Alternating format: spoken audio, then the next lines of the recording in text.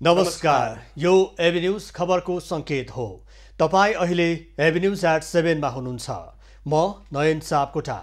म विष्णु बसौला। प्रारम्भमा मूल खबर।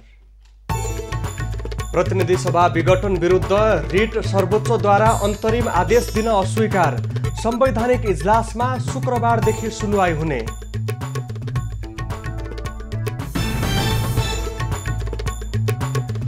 नेकपा दाहाल नेपाल समूहद्वारा संसदीय दलको नेतामा दाहाल चयन। बहुमत केन्द्रीय सदस्यको हस्ताक्षर निर्वाचन आयोगमा बुझाइयो। संसद विघटनको विरोधमा देशभर प्रदर्शन गर्ने नेपाली कांग्रेसको निर्णय। जसपाले थाल्यो सडक आन्दोलन।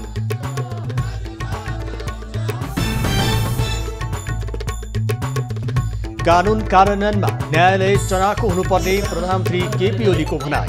प्रधान न्यायाधीश भन्छन् निष्पक्ष न्यायका लागि प्रतिबद्ध छु। बक्यौता भुक्तानीको माग गर्दै उखु किसानले गरे हलो र उखु सहित प्रदर्शन। आंशिक प्राध्यापकको आन्दोलन 7औं दिन पनि जारी। अन्तरसीमा यात्रामा लगाइएको अवरोध हटाउन बेलायत र फ्रान्स सहमत। अर्थतन्त्रमा परेको असरलाई न्यूनीकरण गर्ने अपेक्षा।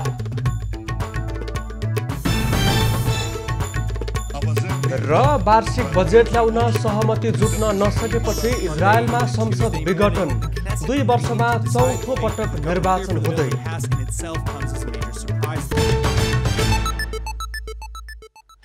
प्रतिनिधि सभा विघटनको घोषणा विरुद्ध परेका रिट निवेदनहरूमाथि संवैधानिक इजलासमा सुनवाई हुने भएको छ। प्रधान न्यायाधीश चोलेन्द्र शमशेर जबराको एकल इजलासमा भएको प्रारम्भिक सुनवाईपछि आगामी शुक्रबार संवैधानिक इजलासमा सुनवाई हुने आदेश जारी भएको हो। प्रतिनिधि सभा विघटन विरुद्ध परेका रिटमाथि सर्वोच्चले अन्तरिम आदेश नदिई संवैधानिक इजलासमा पठाएको हो। 13वटा रिट परेकोमा 12वटा माथि आज प्रधान न्यायाधीश चोलेन्द्र शमशेर जबराको एकल इजलासमा प्रारम्भिक सुनवाई भएको हो। अर्को एउटा रिट पनि संवैधानिक इजलासमा नै आउँदो शुक्रबार पेश हुने भएको छ। संवैधानिक इजलासतर्फ अधिवक्ता सन्तोष भण्डारीले रिट दायर गरेका छन्। अधिवक्ताहरू कञ्चन कृष्ण न्यौपाने, सुलभ खरेल, लोकेन्द्र बहादुर ओली, ज्ञानेन्द्र आरन, शालिग्राम सापकोटा, कमल बहादुर खत्री, मणिराम उपाध्याय, दिनेश त्रिपाठी, अमिता गौतम पौडेल र दीपक राईले साधारण इजलासतर्फ रिट दायर गरेका थिए। आज सुनवाई हुने रिटमध्ये एउटा रिट 4 जना नेकपाका सांसदले दायर गरेका हुन्। रिट दायर गर्ने सांसदमा देव गुरुङ, कृष्णभक्त पोखरेल, शशि श्रेष्ठ र रामकुमारी झाँक्री छन्। प्रधानमन्त्री केपी ओलीले संविधानमा हुँदै नभएको अधिकार प्रयोग गर्दै संसद विघटनका लागि सिफारिस गरेको भन्दै रिट दायर गरिएको हो। पुस 5 गते संसद विघटन गर्ने प्रधानमन्त्री ओलीको कदम गैर संवैधानिक र अराजनीतिक हरकत भएको र संविधानको संरक्षक राष्ट्रपति विद्यादेव भण्डारीले पनि यसबाट पर्ने असरबारे केही नसोची विघटनको सिफारिसलाई स्वीकृत गरेको जिकिर रिटमा गरिएको छ। राष्ट्रपति कार्यालय, प्रधानमन्त्री कार्यालय र प्रधानमन्त्रीलाई विपक्षी बनाएर दायर गरिएको रिटमा प्रधानमन्त्री र राष्ट्रपतिले असंवैधानिक तवरले गरेको संसद विघटनको निर्णय तत्काल कार्यान्वयन नगराउन अन्तरिम आदेश माग गरिएको छ। प्रधानमन्त्री केपी ओलीले कानुन कार्यान्वयनमा न्यायालय सक्षम र चनाखो हुनुपर्ने बताएका छन्। काठमाडौँको रामशाहपथ स्थित महान्यायाधिवक्ताको कार्यालयको नवनिर्मित भवनको उद्घाटन गर्दै प्रधानमन्त्री ओलीले नयाँ परिवेश अनुसार कानुनहरू परिवर्तन हुँदै जाने भएकाले त्यसको कार्यान्वयनमा न्यायालय सक्षम र चनाखो रहनुपर्ने बताएका हुन्। यी हरेक जुन्चरमा हामी सजग भएर नयाँ परिवेश, नयाँ परिस्थिति अनुसार नयाँ कानुन निर्माण गर्ने कुरामा, संशोधन गरेर नयाँ बनाउने कुरामा, परिमार्जन गर्ने कुरामा र परिमार्जित कानुन अनुसार न्याय सम्पादन गर्ने कुरामा उत्तिकै सन्तुलन र चनाखो रहनुपर्ने। सरकारी वकिलहरूको तेस्रो राष्ट्रिय सम्मेलनको समेत उद्घाटन कार्यक्रममा प्रधान न्यायाधीश चोलेन्द्र शमशेर जबराले व्यवस्थाको मेरुदण्डका रूपमा रहेका कानुन व्यवसायहरूले व्यावसायिकता, क्रियाशीलता र क्षमताको विकास गर्नुपर्ने बताए। उनले स्वतन्त्र, निष्पक्ष र सक्षम न्यायपालिकाका लागि आफू प्रतिबद्ध रहेको बताए। गरेको स्वतन्त्र, निष्पक्ष र सक्षम न्यायपालिका तथा विधिको शासनको सुनिश्चितताको लागि न्यायपालिका सदैव प्रतिबद्ध छ, गम्भीर र संवेदनशील छ। महान्यायाधिवक्ता अग्नि खरेलले आफ्नो 3 वर्षे कार्यकालमा सरकारी वकिलको संस्थागत सुधार, व्यवसायिक विकास र भौतिक पूर्वाधार विकासमा उल्लेख्य काम भएको दावी गरे। यो ऐतिहासिक अवसरमा महान्यायाधिवक्ता कार्यालय यो अवस्थासम्म ल्याउन अभिभावकत्व प्रदान गर्नुहुने अग्रज 25 जना महान्यायाधिवक्ता योगदानलाई हार्दिकतापूर्वक स्मरण गर्न चाहन्छु। 73 करोड 69,35,00,000 लागतमा निर्माण भएको महान्यायाधिवक्ता कार्यालय भवन 8 तल्लाको रहेको छ। अत्याधुनिक भवनमा 172 कोठा, बेसमेन्ट, 3वटा अडिटोरियम हल रहेका छन्। 2075 असोज 24 गते शिलान्यास भएको भवन तोकिएकै समयमा निर्माण कार्य सम्पन्न भएको हो। नेपाल कम्युनिस्ट पार्टी नेकपाको दाहाल नेपाल पक्षले प्रधानमन्त्री केपी शर्मा ओलीलाई नेकपा संसदीय दलको नेताबाट हटाएर दाहाललाई संसदीय दलको नेता बनाएको छ। बानेश्वर स्थित संसद भवनमा बुधबार भएको संसदीय दलको बैठकमा अध्यक्ष माधव कुमार नेपालको प्रस्तावमा दाहाल संसदीय दलको नेता चुनिएका हुन्। मुख्य रूपमा दुईटा विषयमा मात्रै रह्यो।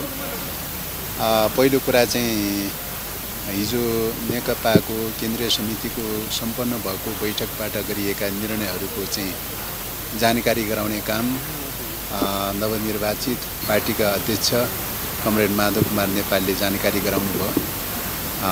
पार्टीका निर्णयहरू सबै जानकारी गराउनु भयो। नेकपाको दाहाल नेपाल पक्षको मंगलबार बसेको केन्द्रीय समिति बैठकले पार्टीको अध्यक्ष पदबाट ओलीलाई हटाई माधव कुमार नेपाललाई अध्यक्ष चयन गरेको थियो। ओलीलाई मंगलबार अध्यक्ष पदबाट हटाएका दाहाल नेपाल पक्षले बुधबार संसदीय दलबाट पनि हटाउने निर्णय गरेको हो। नेपाल कम्युनिस्ट पार्टी नेकपाको दाहाल नेपाल समूहले बहुमत केन्द्रीय सदस्यको हस्ताक्षर निर्वाचन आयोगमा बुझाएको छ। बुधबार दिउँसो दाहाल नेपाल समूहका नेताहरू आफूहरू वैधानिक नेकपा भएको दावी गर्दै प्रमाण आयोगलाई बुझाएका हुन्। उनीहरूले मंगलबारको केन्द्रीय समिति बैठकको निर्णय, उपस्थित संख्या, केपी ओलीलाई कारवाही गरेको पत्रसहित अन्य प्रमाण निर्वाचन आयोगमा बुझाएका छन्। वैधानिकताका लागि चाहिने सबै प्रमाणहरू आफूहरूले आयोगलाई बुझाएको र आयोगले कानुन अनुसार काम गर्नेमा विश्वस्त रहेको नेताहरूले बताएका छन्। सबै डकुमेन्टहरूको हामीले निर्वाचन आयोगसँग प्रस्तुत गरेका छौँ र निर्वाचन आयोगले एउटा संवैधानिक निकाय भएको हुनाले उसले निष्पक्षता र तथ्य र कानुनको आधारमा नै यो निर्णय गर्छ भन्ने कुरासहित हामीले चाहिँ आफ्नो डकुमेन्टहरू प्रस्तुत गरेका छौँ। नेकपाको 446 केन्द्रीय सदस्यमध्ये 441 बहाल रहेकोमा पनि 290 केन्द्रीय सदस्य आफ्नो पक्षमा रहेको दाहाल नेपाल समूहले दावी गरेको छ। सो समूहले आयोगलाई सोमबार प्रधानमन्त्री केपी ओलीलाई अध्यक्ष पदबाट हटाइएको र केन्द्रीय सदस्यको बहुमत दाहाल नेपालका पक्षमा रहेको जानकारी गराएको थियो। त्यस्तै अध्यक्ष ओली समूहले मंगलबार बालुवाटारमा केन्द्रीय सदस्यहरूको भेला गरेर आफ्नो समूह आधिकारिक भएको दावी गरेको छ। ओलीको अध्यक्षतामा मंगलबार बालुवाटारमा बसेको केन्द्रीय कमिटी बैठकले कमिटीमा 556 सदस्य थप गरेको छ। केन्द्रीय कमिटी विस्तार गरिएको नामसहितको विवरण मंगलबार नै आयोगलाई बुझाइसकेको छ। प्रमुख प्रतिपक्षी दल नेपाली कांग्रेसले प्रधानमन्त्री केपी ओलीको संसद विघटन गर्ने कदम विरुद्ध आन्दोलन गर्ने घोषणा गरेको छ। उसले सरकारको कदमलाई असंवैधानिक भन्दै राजनीतिक प्रतिशोधमा उत्रिने निर्णय गरेको हो। पार्टी केन्द्रीय कार्यालय सानेपामा जारी केन्द्रीय कार्य समितिको बैठकको दोस्रो दिन कांग्रेसले संसद विघटनको कदमको प्रतिरोध गर्ने बताएको छ। बैठकले सबै लोकतन्त्रवादी, संविधानको पक्षधर, निरङ्कुशता र सर्वसत्तावादका विरोधी सबैलाई संविधानको रक्षा गर्न एकताबद्ध हुन आग्रह पनि गरेको छ। सबै नेताहरूको साझा धारणा छ कि यो कदम असंवैधानिक हो, यो निरङ्कुशतातर्फ लक्षित कदम हो, सर्वसत्तावादलाई यसले बढावा दिन खोजेको छ र यो कदमको विरुद्धमा नेपाली कांग्रेस स्पष्ट रूपमा उभिन्छ।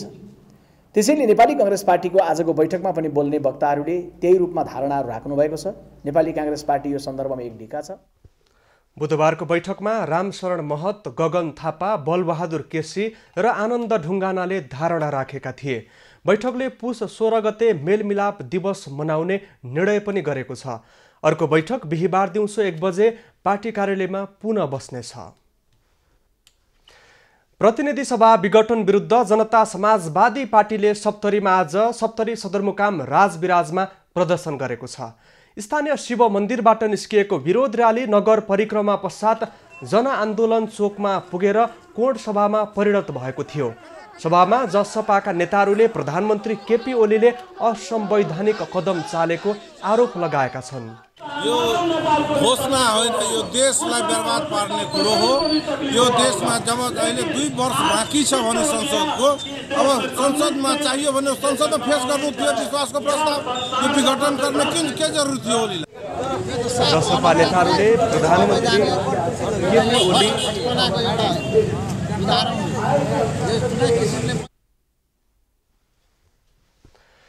जसपा नेताहरूले प्रधानमन्त्री केपी ओली र राष्ट्रपति विद्यादेवी भण्डारीलाई महाअभियोग लगाएर पदबाट हटाउनु पर्ने धारणा व्यक्त गरेका थिए। यसैगरी प्रतिनिधि सभा विघटन विरुद्ध जनता समाजवादी पार्टी नेपाल पर्साले वीरगञ्जमा विरोध प्रदर्शन गरेको छ।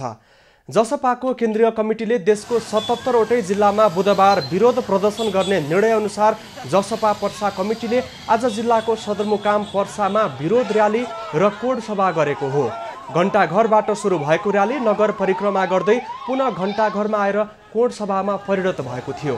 कोण सभालाई सम्बोधन गर्दै पर्सा क्षेत्र नम्बर 1 का निर्वाचित प्रतिनिधि सभा सदस्य प्रदीप यादवले असंवैधानिक तरिकाले प्रतिनिधि सभा विघटन गरिएको बताउँदै निर्णय नसच्चाएसम्म जसपाको आन्दोलन जारी रहने बताएका छन्। यसैगरी पर्सा क्षेत्र नम्बर 3 बाट निर्वाचित प्रतिनिधि सभा सदस्य हरिनारायण रौनियारले देश र संघीय प्रणालीलाई आघात पर्ने गरी संसद विघटनको निर्णय सच्चाएर देशलाई स्थिरतातर्फ लानुपर्नेमा सुझाव दिएका छन्। संसद विघटनको विरोधमा विवेकशील साझा पार्टीले प्रदर्शनलाई निरन्तरता दिएका छन्। विवेकशीलका कार्यकर्ताले बुधबार काठमाडौँको माइती घरमा संसद विघटन असंवैधानिक भएको भन्दै विरोध गरेका हुन्। प्रधानमन्त्री केपी ओलीको सिफारिसमा राष्ट्रपति विद्यादेवी भण्डारीले गरेको संसद विघटन र मध्यावधि चुनाव घोषणाको विरोधमा राजनैतिक दलहरू उत्रिरहेका छन्। माइती घरमा उपस्थित कार्यकर्ताले प्रधानमन्त्रीलाई कसैले संवैधानिक परामर्श देऊ, लोकतन्त्रको रक्षा गर, गैर संवैधानिक कदम खारेज गर जस्ता प्लेकार्ड लिएर विरोध गरेका थिए। उनीहरूले संसद विघटन गर्ने अधिकार प्रधानमन्त्री र राष्ट्रपतिलाई नभएको भन्दै निर्णय फिर्ता हुनुपर्ने बताएका थिए। काठमाडौँको नागढुङ्गादेखि धादिङको सिस्ने खोला जोड्ने सुरुङ मार्गको निर्माणको काम सुरु भएको छ। शिलान्यास भएको 14 महिनापछि सुरुङ खन्ने काम सुरु भएको हो।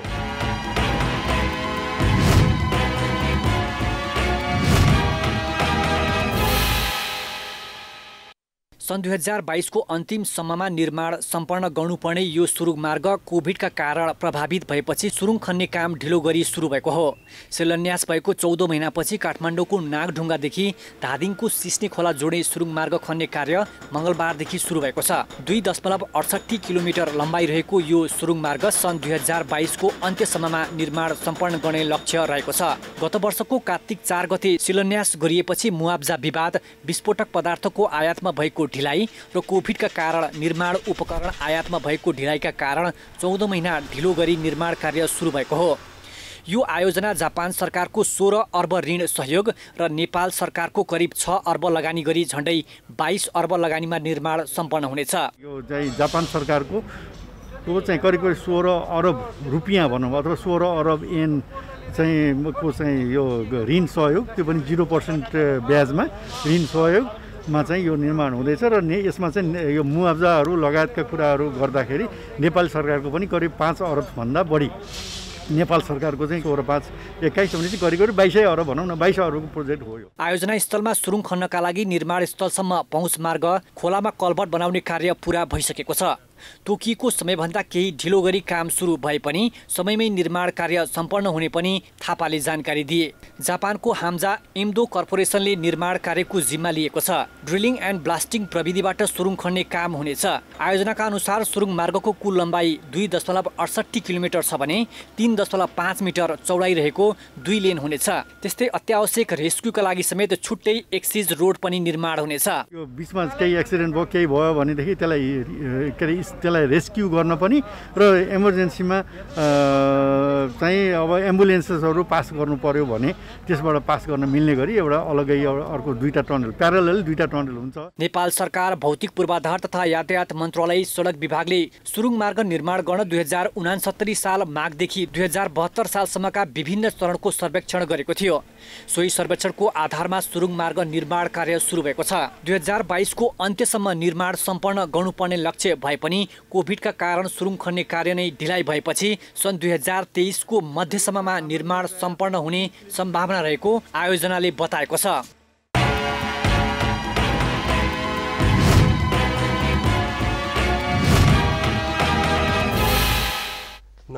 सत्तारूढ नेकपाभित्रको शक्ति सङ्घर्ष उत्कर्षमा पुग्दा विश्वव्यापी रूपमा फैलिएको कोरोना महामारीप्रति सरकार निकै उदासीन देखिएको छ।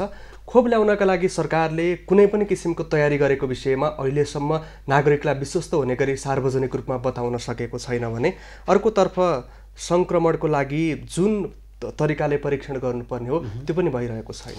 हुन त यो विषम परिस्थितिमा सरकार चुकेको नै मान्नुपर्ने हुन्छ। हुन त यस अगाडिको बैठकबाट सरकारले घोषणा गरे अनुरूप जुन खोप ल्याउनको लागि बजेट छुट्याइएको र यसको व्यवस्थापनमा सरकार लागि परेको दावी गरिरहँदाखेरि यसको आश्वस्त हुने आधारहरू भने भेटिएको छैन। अबको क्रममा कोरोना भाइरस सङ्क्रमण सम्बन्धी प्रसङ्ग।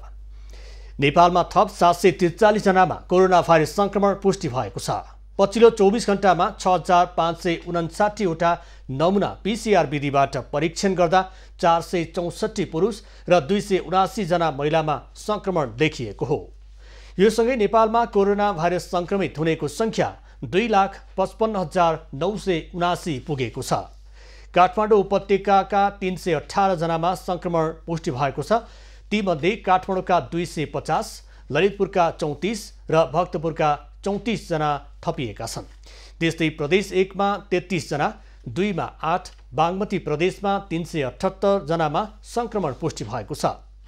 त्यस्तै गण्डकी प्रदेशमा 132, लुम्बिनीमा 96, कर्णालीमा 5 र सुदूरपश्चिममा 91 जनामा सङ्क्रमण पुष्टि भएको छ। अहिले देशभर सक्रिय सङ्क्रमितको सङ्ख्या 7515 जना रहेका छन्। पछिल्लो 24 घण्टामा 952 जना कोरोना मुक्त भएका छन्। यो सँगै सङ्क्रमण मुक्त भएकाको सङ्ख्या 2,46,661 पुगेको छ।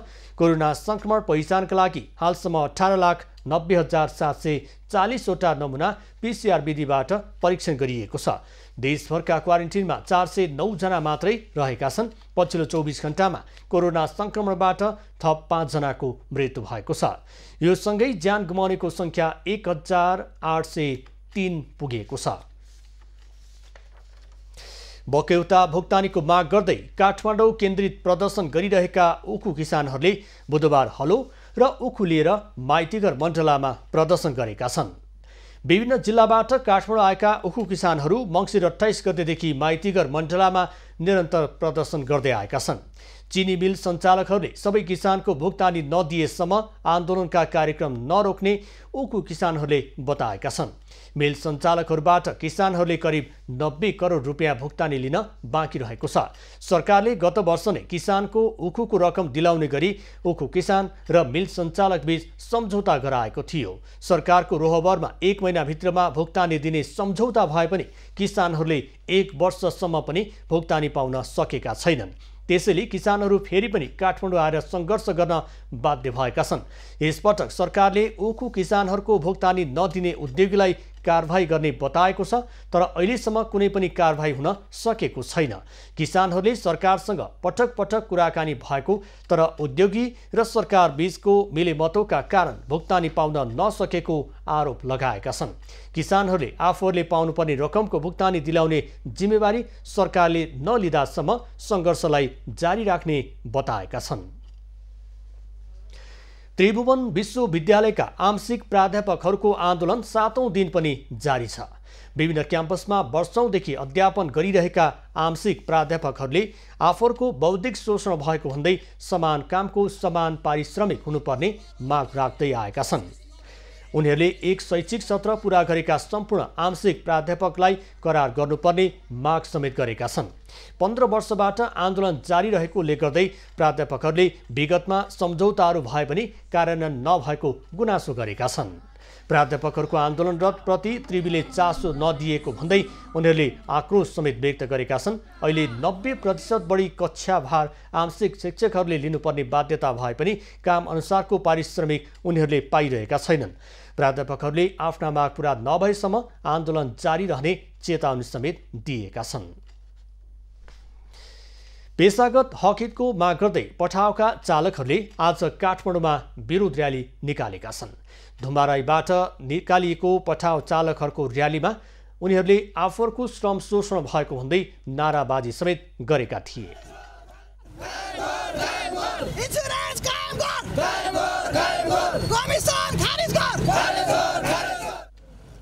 पठाउ चालकहरूले यात्रु भुक्ता भएको आम्दानीको 20% रकम कम्पनीलाई दिनुपर्ने प्रावधानको विरोध गरेका छन्।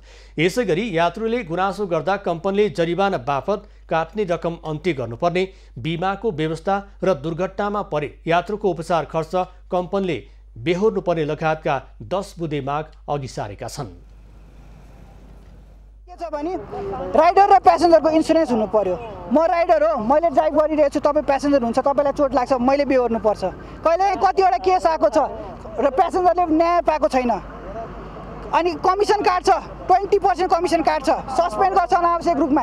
20% के को लागि काटिरहेछ त? पठाउ कम्पनी धनी बन्नलाई। पठाउले मोटरसाइकल मार्फत राइड सेयरिङको सेवा प्रदान गर्दै आएको छ। पछिल्लो समय यसले ट्याक्सी सेवा समेत दिन थालेको छ। ट्राफिक जाम र महँगो ट्याक्सी भाडा रहेका बेला पठाउले मोटरसाइकल मार्फत सेवा दिन थालेपछि छोटो समयमै यसले राजधानी लगायत शहरी क्षेत्रका यात्रुको मन जित्न सफल भएको छ। नेपाल कम्युनिस्ट पार्टी नेकपाका अध्यक्ष पुष्पकमल दाहाल र माधवकुमार नेपाल समूहका सांसदहरूले प्रतिनिधि सभा विघटन नभएको र आफूले सांसदको रूपमा काम गरिरहेको बताएका छन्। प्रतिनिधि सभा सदस्य हरिबोल गजरेलले प्रतिनिधि सभा विघटनको अधिकार प्रधानमन्त्रीसँग नभएको बताएका छन्। उनले नेपाल कम्युनिस्ट पार्टी नेकपा र अन्य कुनै पनि राजनीतिक दलसँग छलफल नभएको र राष्ट्रपतिले पनि संसद विघटनको प्रस्तावको सम्बन्धमा परामर्श नगरेको गुनासो कुनै पनि तरिकाले सरकार बन्न सक्ने अवस्थामा चाहिँ सबै प्रयासहरू गर्दा पनि भएन भने मात्रै अनि चाहिँ के कसैको पनि सरकार गठन गर्ने स्थिति भएन भने मात्रै चाहिँ के भने संसद चाहिँ विघटन हुन्छ। तर अहिले त स्थिति के हो त नि, नेकपाको भित्र पनि छलफल भएको छैन, उसले पनि कुनै यो विषयमा निर्णय गरेको छैन हैन, अरू दलसँग कुनै छलफल भएको छैन। सांसद जीवनराम श्रेष्ठले संविधानमा संसद विघटनको कुनै बाटो नभएको भन्दै संसद विघटन नभएको जिकिर गरे। यो संसद विघटन गर्ने काम गरेको छ, त्यसलाई हामीले मानेका छैनौँ, किनभने संविधानमा त्यो संसद विघटन गर्ने बाटो नै छैन, त्यो खालको व्यवस्था नै छैन। त्यस कारणले त्यो कानुनमा नभएको, संविधानमा नभएको गरेको कामलाई हामीले चाहिँ नि मान्न सक्दैनौँ। राष्ट्रिय सभा सदस्य गोपी अछामीले संवैधानिक कानुनी हिसाबमा प्रतिनिधि सभा विघटन नभएको धारणा व्यक्त गरे। प्रतिनिधि सभा विघटनको कदम असंवैधानिक भन्दै यसलाई खारेज गर्न आफूले प्रतिबद्धता जाहेर गरेको उनको भनाइ थियो। कानुनी हिसाबले प्रतिनिधि सभाको विघटन भएको छैन। यो प्रधानमन्त्री र राष्ट्रपतिले जुन कदम चाल्नु भएको छ त्यो गैर संवैधानिक र प्रतिगमनकारी र लोकतन्त्र विरोधी कदम हो। दाहाल र नेपाल पक्षधर नेकपाका सांसदहरू प्रधानमन्त्री ओलीको संसद विघटनको कदमलाई असंवैधानिक भन्दै आएका छन्। नेपाल कम्युनिस्ट पार्टी नेकपाको फुटको असर स्थानीय तहसम्म देखिन थालेको छ। दुवै समूहका नेताहरू जिल्ला जिल्ला पुगी र्याली र सभाको आयोजना गर्न थालेका छन्। केपी ओली पक्षधर समूहले आज सिन्धुली जिल्लाको सदरमुकाम सिन्धुली माडीमा र्याली र सभाको आयोजना गरेको छ। कार्यक्रममा नेता महेश बस्नेतले लामो समयदेखि पुष्पकमल दाहालले ओलीलाई अपदस्थ गर्न षड्यन्त्र गरिरहेको उल्लेख गर्दै दाहालको षड्यन्त्रलाई असफल बनाउन पछिल्लो कदम चालिएको बताए। वाइड बडी जहाजलाई आकाशमै विस्फोटन गरेर प्रचण्डले त्यसलाई हाइज्याक गरेर अर्को छुट्टै जहाज आकाशबाट लिएर जाने एउटा परिस्थिति सिर्जना भएको थियो। यो कुरा बुझेर हाम्रा आदरणीय नेता प्रधानमन्त्री केपी शर्मा ओलीले संसद विघटन गरेर जनताको जनादेश बोकेर जानुभयो, जनादेशको निमित्त आह्वान गर्नुभयो। नेता बस्नेतले ओलीको पक्षमा नेता कार्यकर्ताहरू सामेल हुने बताउँदै साइबर भोलिन्टियर बन्द युवाहरूलाई आग्रह समेत गरे। काठमाडौँ उपत्यकामा सवारी साधनको पार्किङ दिनानुदिन जटिल समस्या बन्दै गएको छ। पार्किङ समस्याको स्थायी समाधान तत्काल निकाल्न महानगरपालिका र ट्राफिक प्रहरीले पटक पटक अभियान सञ्चालन गरे पनि निकास आउन सकेको छैन। पैदल यात्रु हिँड्ने बाटोमा जथाभावी पार्किङ गर्दा सर्वसाधारणले शास्ति बिहोर्नु परेको छ। दृश्य हो राजधानीकै अति व्यस्त मानिने नयाँ बानेश्वरको, जहाँ पैदल यात्रु निर्धक्क भई बीच सडकबाटै हिँडिरहेका छन्। यसै पनि पैदल यात्रुका लागि बनाइएको मार्गमा साना पसल र मोटरसाइकल पार्किङ गरेर राखिँदा सर्वसाधारणसँग बीच बाटोबाट हिँड्नुको विकल्प पनि छैन। यसरी सडक अनुशासन पालना नहुँदा दुर्घटना बढेको छ। यहीँको कुरा गरौँ न, बानेश्वरको अब देवरा क्रसिङ छैन त्यहाँनिर, आकाशी पुल बनाइरहेछ नि। अब त्यहीँबाट आकाशी पुलबाट बाटो काटेको हुन्थ्यो नि, तलबाट बाटो काटिदिन्छ क्या।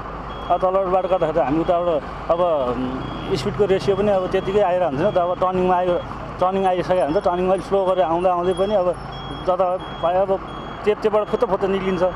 काठमाडौँ उपत्यकाको सवारी चापलाई व्यवस्थित बनाउन झन्डै 1500 को संख्यामा ट्राफिक प्रहरी परिचालन गरिएको छ। ट्राफिक महाशाखाले पनि सडक व्यवस्थापनका नाममा महिनै पछि नयाँ अभियान पनि ल्याउने गरेको छ। तर मादक पदार्थ सेवन परीक्षण बाहेक ट्राफिक प्रहरीको अन्य कुनै अभियान प्रभावकारी बन्न सकेको छैन। ट्राफिक महाशाखा भने लकडाउन खुलेपछि यात्रुहरूमा अनुशासनहीनता बढेको भन्दै यसलाई नियन्त्रण गर्न अभियान चालिने बताउँछ। ट्राफिकले त्यो जहाँबाट पाइबाट हिँडेर सम्झाउने हो, बुझाउने हो, एकछिन होल्ड गर्ने हो। कोही मान्छे यस्तो हुन्छन् कि अब कुटिहाल्ने कुरा पनि भएन, थुनिहाल्ने कुरा पनि भएन, मान्छेले सबैलाई हतार हुन्छ। त्यसकारणले अझै उनीहरूलाई पानी पार्ने, होल्ड गर्ने, राख्ने, 1-2 घन्टा उभ्याउने, अलिकति डिस्कस गऱ्यो भने सिभिल पुलिसका कारबाहीका लागि पठाउने। अब जे हुन्छ हत्कण्डाहरू सडकलाई स्मुथली चल्नका निमित्त अरू हामीले सकेसम्म गुड फेथमा रहेर कसैलाई दुःख नदिने, सजिलो पार्ने गरेर दुर्घटना र जामलाई हटाउनका निमित्त अब अलिकति कठोर भएर लाग्नुपर्ने अवस्था छ। काठमाडौँ उपत्यकामा पछिल्लो 9 महिनाको अवधिमा सवारी साधनको ठक्करबाट 23 जना पैदल यात्रुको ज्यान गएको छ भने 717 जना घाइते भएका छन्। यो संख्या विगतको वर्षभन्दा कम भए पनि लकडाउनको बावजुद बढी दुर्घटना हुनु भनेको चेतनाको स्तरलाई छर्लङ्ग पारेको छ। मान्छेले चाहिँ अलिकति यस्तो कुरामा हेलचाक्री गर्नु मिल्दैन, किनभने आफ्नो 1 मिनटले गर्दाखेरि मान्छेको एउटा अशिक्षित कारणले गर्दा मान्छे मिनटले भरमा मान्छे ज्यान जान सक्छ। त्यो कुरालाई गर्दाखेरि अलिकति मान्छे नागरिक सचेत हुनु जरुरी देख्छु म। त्यसको चाहिँ हाम्रो अलिकति राज्य पक्षबाट पनि आम नागरिकलाई चाहिँ यो चेतना चाहिँ दिनुपर्ने जरुरी देख्छु। फुटपाथ सडकको मात्र नभई आकाशे पुलको अवस्था पनि उस्तै छ। उपत्यकाभित्र अहिले ठुला साना गरी 27 वटा आकाशे पुलहरू छन्, तर अझै पनि सबै ठाउँमा आकाशे पुलको प्रयोग भएको पाइँदैन। आकाशे पुल मुनिबाटै बाटो काट्ने प्रवृत्तिले दुर्घटना बढ्दो छ। यस्तोमा ट्राफिक प्रहरीले सडक व्यवस्थापनका लागि थप प्रभावकारी अभियान ल्याउनुपर्ने आवश्यक देखिएको छ। कैलालीको धनगढी उपमहानगरपालिका र गोदावरी नगरपालिका जोड्ने धनगढी खुटिया सडक अलपत्र अवस्थामा छ। प्रदेश सरकारबाट सङ्घ मातहत लिएको सडक कहिले निर्माण हुने र कसरी गर्ने भन्ने टुङ्गो नहुँदा अलपत्र परेको हो। कैलाली सदरमुकाम धनगढीदेखि खुटियासम्मको 10 किलोमिटर सडक निर्माण नहुँदा सो बाटो हुँदै यात्रा गर्ने यात्रु मारमा परेका छन्। सडकमा उड्ने धुलो धुवाका कारण सडक आसपासका नागरिक तथा यात्रुहरूले निकै शास्ति खेप्नु परेको छ। हरेक निर्वाचनमा यो सडकलाई कालोपत्रे गर्ने भन्दै चुनावी एजेन्डाहरू बोकेर आउने यस क्षेत्रका जनप्रतिनिधिहरूले भने चुनाव जितिसकेपछि कुनै वास्ता नै नगरेको स्थानीयवासीको गुनासो छ। धुलो उडेर 25 वर्ष भयो, यही धुलो खाइ खाइ मर्ने भयो। कहिले बनाउँछन्? उता आउँछ अर्को नेताले खान्छ, उता आउँछ अर्को नेताले खान्छ। हामी हेरे त हुन्थ्यौ। सडकमा धुलो धुवाका कारण निकै गाह्रो भइरहेको सोही सडक खण्डमा सवारी चलाउने चालकहरूको भनाइ छ। चालकहरूले यो सडक खण्डमा विगतदेखि नै यस्तै समस्या झेल्दै सवारी चलाइरहेको गुनासो गरेका छन्। उनीहरूले कोरोनाको डरले भन्दा धुलोको कारणले मास्क लगाउने गरेको बताउँछन्। अरे धुलो धुवाले गर्दा हामी कोरोनाको डरले होइन कि धुलो धुवाले गर्दाले यो मास्क लगाएको, कोरोनाको डरले होइन। धुवा धुलो त सर एकदमै उठ्छ सर। अब यो रोड बनिएको छैन होइन, धेरै गाडीहरू पनि पेन्चर हुन्छन्, हामीलाई अप्ठ्यारै पर्छ पेसेन्जर रोक्नको लागि। अब यो बनाइदियो भने सजिलो हुन्थ्यो हामीलाई पनि। करिब 25 वर्ष पुरा हुँदा पनि यो बाटो कालोपत्रे नभएको भन्दै स्थानीय निराश भएका छन्। पछिल्लो पटक पुस मसान्तसम्ममा सम्झौता हुने जानकारी आए पनि सो समयमा पनि सडकको स्तर सुधार हुनेमा स्थानीय ढुक्क छैनन्। दापरी नगरपालिका जो एरिया लाग्छ त्यहाँका गएर खाल्डा पनि त्यति व्यवस्थित भएको छैनन्, ढुङ्गा पनि बढी ठुला छन् क्या। त्यहाँ पनि रोलर लगाएर पानी हालेर छिटिदियो यतिको उ गरिदियो भने केही राहत हुन्थ्यो। यो रोड पनि अझ धुल्याम्मा भइरहेछ। एक दशक अघि अर्थात् 2064 सालमा यो सडक कालोपत्रे गरेपछि वर्ष दिन नपुग्दै भत्केपछि त्यस बेलादेखि सडक बिजोग अवस्थामै छ। त्यसपछि सडकको सामान्य मर्मत पनि हुन सकेको छैन। अहिलेसम्म कुनै पनि निकायले सडक निर्माण कार्यमा चासो नदेखाएको धनगढीवासीको गुनासो छ। उपभोक्ताहरूको सक्रियतामा सिन्धुलीका सामुदायिक वनहरू विकसित र संरक्षित हुने क्रम बढेको छ। झाडी फडान गर्नुका साथै वन सरसफाई गरेपछि सर्लाहीको सीमामा रहेको सिद्धकाली सामुदायिक वनमा समेत वन सम्पदा फस्टाएका छन्। ज्ञानेश्वरमा अवस्थित सिद्धकाली सामुदायिक वन उपभोक्ता समूहका क्रियाकलापहरू हुन्। हामी पृष्ठभूमिमा देख्न सक्छौँ सिद्धकाली सामुदायिक वन समूहका सम्पूर्ण उपभोक्ताहरू एकैसाथ मिलेर आफ्नो वन क्षेत्रमा रहेका झार बुटाहरूको अगाडि फडानी गर्ने काम तीव्र ढङ्गले अगाडि बढाइएको अवस्था छ। यो हरियाली वनलाई वातावरणले अझ योभन्दा बढी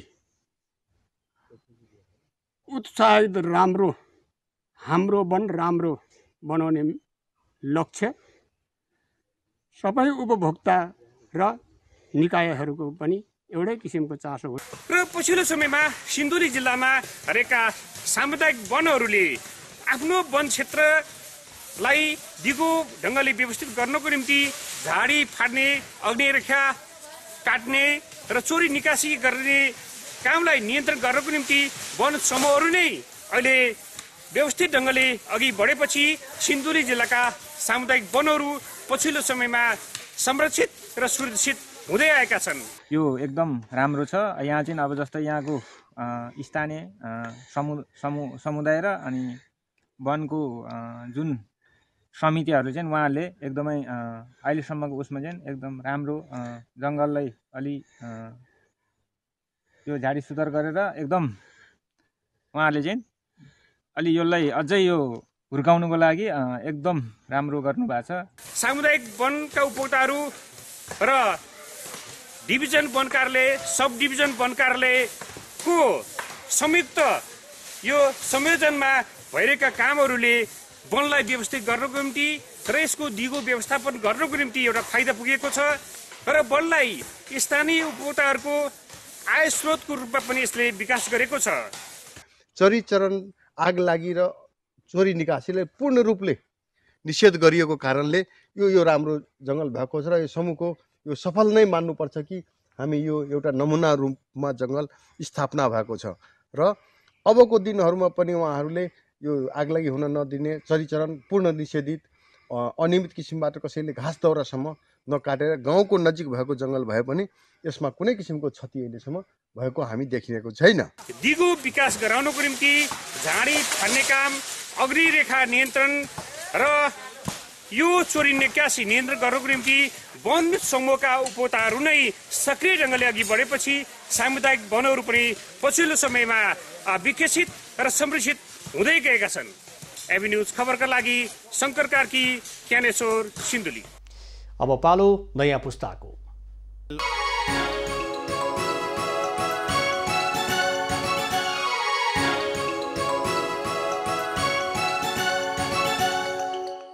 नमस्ते, नयाँ पुस्तामा तपाईलाई स्वागत छ। साह्रै दिक्क लाग्यो भने तपाईँ के गर्नुहुन्छ? त्यस्तो बेलामा कपीमा केही कोर्ने प्रयास गर्नुहोस् त, त्यसले तपाईको मनको तनाव नै कम गरिदिन्छ। निशाका चित्र। निशालाई व्यावसायिक चित्रकार बन्ने कुनै योजना छैन, तर अहिले नै निशाले बनाएका चित्र दामी छन्। पछि गएर अझ सुन्दर हुने हो कि? काठमाडौँ टोखाकी निशा थापालाई चित्र कोर्न असाध्यै मनपर्छ, त्यो पनि सुन्दर प्रकृति र वातावरणको। त्यसैले निशा आज हरियाली वातावरणमा रमाउँदै चित्र कोर्दै हुनुहुन्छ। म चाहिँ कक्षा 5 मा हुँदाखेरि मैले डिफ्रेन्ट एक्स्ट्रा एक्टिभिटिज भनेर स्कुलमा आएको थियो, मैले चाहिँ आर्टमा लिगेँ। अनि त्यसमा गएपछि चाहिँ मैले आर्टको डिफ्रेन्ट एक्सपेक्टहरू थाहा पाएँ। अनि त्यसपछि चाहिँ मलाई इन्ट्रेस्ट लाग्यो, अनि घरमा पनि आफैले युट्युब हेरेर सिक्न थालेँ। मलाई चाहिँ नेचरको चित्रहरू चाहिँ कोर्न मन लाग्छ, जस्तै सनसेट, ट्रिजहरू हुन्छ नि, बर्ड्सहरू, तिनीहरूको चित्रहरू चाहिँ कोर्न मन लाग्छ। मलाई चाहिँ एकदम शान्त मनपर्छ अनि नेचरहरू एकदम मनपर्छ कि मलाई चाहिँ नेचर ट्राभल गरेँ, डिफ्रेन्ट नेचरको ब्युटी एकदम मनपर्छ, त्यसैले त्यसलाई नै चित्रमा उतार्न मन लाग्छ।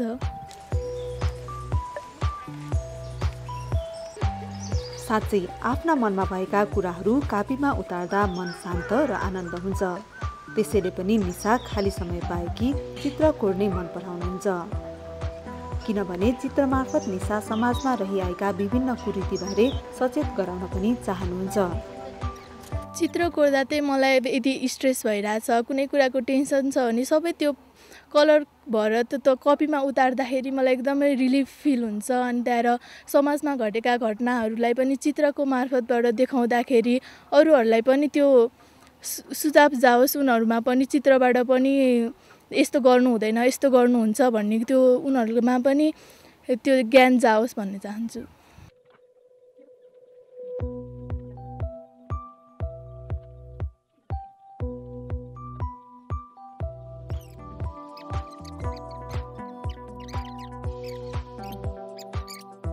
सानैदेखि चित्र कोर्न सिपालु निशाले युट्युब च्यानल पनि खोल्नु भएको छ। आफ्नो कृतिलाई विश्वभरि चिनाउन उहाँले ड्रप अफ पेन नामक आफ्नो च्यानल खोल्नु भएको हो। चित्र कोर्दाखेरि चाहिँ हामीले जुन टपिकमा हो त्यो टपिक रिलेटेड भएर गर्नुपर्छ। अनि हामीले कलर कम्बिनेसनहरूलाई आफूले राम्रोसँग बुझेर मात्रै त्यसलाई युज गर्न सक्छौँ। मैले आफ्नै स्कुलमा कम्पिटिसनहरू हुन्थ्यो, म भाग पनि लिइरहेको छु। आफ्नै स्कुलको कम्पिटिसनमा चाहिँ म फर्स्ट हुन्छु। इन्टर स्कुल कम्पिटिसनमा पनि भाग लिएको छु मैले, त्यसमा पनि मैले 4 सम्म भएको छु। कलर कम्बिनेसन बनाउन मिलेन भने चाहिँ देख्दा राम्रो भए पनि, जस्तै हामीले सनलाइट यताबाट आइरहेछ नि, ठ्याक्कै यतापट्टि लाइट पर्छ, यतापट्टि स्याडो हुन्छ है, यतापट्टि डार्क बनाउनु पर्छ कि कलरकै। जस्तै येल्लो पनि हल्का डार्क खालको, यतापट्टि चाहिँ लाइट परेको, त्यस्तो बनाउँदाखेरि चाहिँ रियलिस्टिक देखिन्छ कि। मैले चित्र कोर्ने चाहिँ एउटा हबीको रूपमा लिएको छु। मेनली म खाली टाइम भएपछि चित्र कोर्छु। चित्रलाई चाहिँ मैले यस्तो प्रोफेसनली रूपमा चाहिँ अहिले लिएको छैन। चित्रमा अझ बढी निखार ल्याउन खाली समयमा निशा चित्रलाई नै समय दिनुहुन्छ।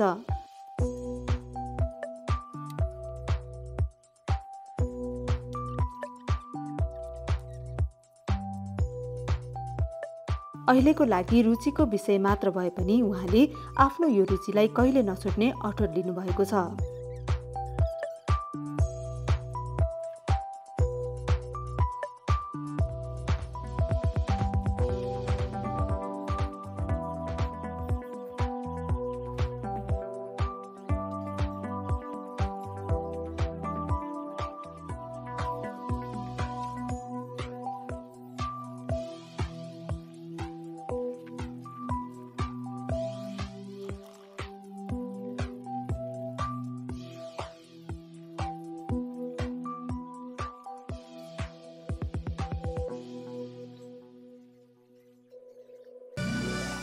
कोभिड-19 को महामारी फैलदो छ। सुरक्षित रहनुहोस्, स्वस्थ रहनुहोस्। आजलाई बाई।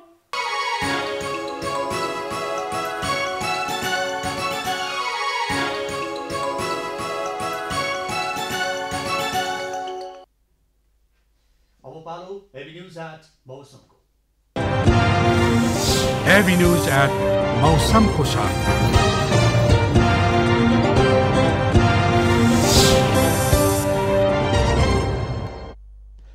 पछिल्लो 24 घण्टामा देशभरको मौसममा आंशिकदेखि सामान्य बदली भयो। आज राति प्रदेश 1, गण्डकी प्रदेश र बागमती प्रदेशका पहाडी भूभागमा आंशिक बदली रही बाँकी स्थानको मौसम सामान्यतया सफा रहने जल तथा मौसम पूर्वानुमान महाशाखाले जनाएको छ। काठमाडौँ उपत्यकाको आजको अधिकतम तापक्रम 19 डिग्री सेल्सियस र न्यूनतम तापक्रम 4 डिग्री सेल्सियस मापन गरियो। आज देशभरको मौसम कस्तो रहे त? हेरौँ देशका विभिन्न स्थानको मौसमी अवस्था।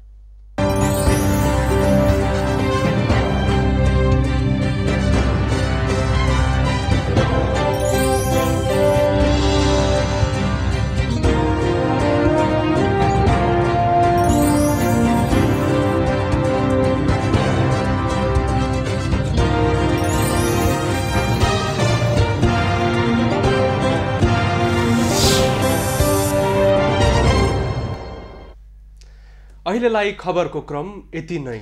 एबी न्यूज खबरका यी सहित अन्य विस्तृत खबरका लागि www.abnews.tv लगअन गर्न सक्नुहुनेछ। युट्युब, फेसबुक र ट्विटरमा पनि हामीलाई फलो गर्न सकिनेछ। खबर भित्रको खबरका लागि हेर्दै रहनुहोला एबी न्यूज खबर। नमस्कार।